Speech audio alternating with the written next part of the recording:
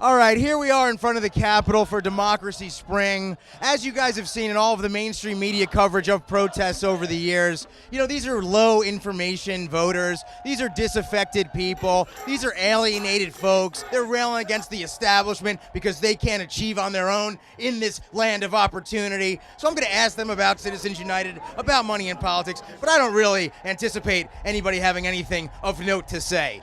So you guys are here. What, are you guys interested in getting money out of politics? Yeah, is that because, when you were growing up, you had trouble connecting with other people and stuff, so now you glom onto some sort of issue, but you really have no context for it? No, if you look at what's going on right now, you see many people connected. No matter what issue it is, whether it's environmental change, prison reform, everything ties back into money and politics. This is the biggest issue facing our country. That's why these folks are here today fighting for this. Unfortunately, that was well said, which is kind of undermining what I'm trying to say here. First of all, calm down. All right, calm down. Will you guys please relax? This is so ridiculous. I mean, these people are out of control. They don't understand. They have no respect for democracy. The people who are in Congress are supposed to be representing all of us and not just the few people with the money that are given to. 85% of Americans believe that money corrupts our political process, and 72% of even Republicans believe that money corrupts our political process. They just don't want to have to get a job. Instead, they want to stand here and just sing songs by Woody Guthrie. I took today off so I could be here for this. Wait, you're employed? I am employed. They're not supposed to have a sense of what's going on with this issue. They're supposed to speak in platitudes, and when pressed upon meaning, they're supposed to crumble under the weight of their own arrogance, and it's just not happening. What about you, sir? What is your question?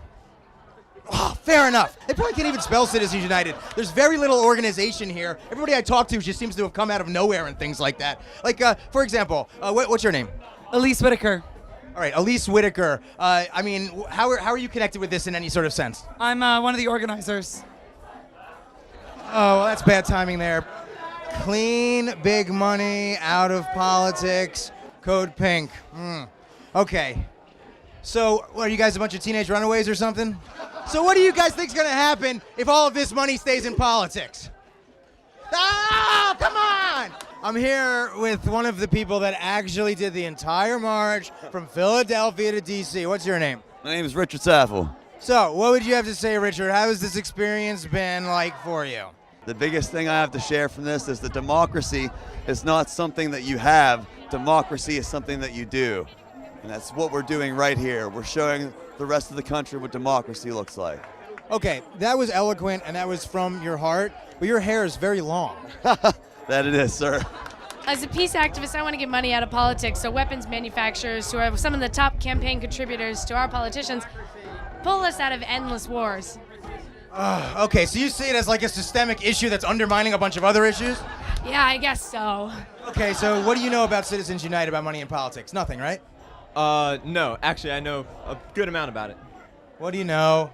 Okay, the Citizens United case was a Supreme Court case that said corporations, unions, nonprofits, and pretty much all the above are people, and they can use money for free speech.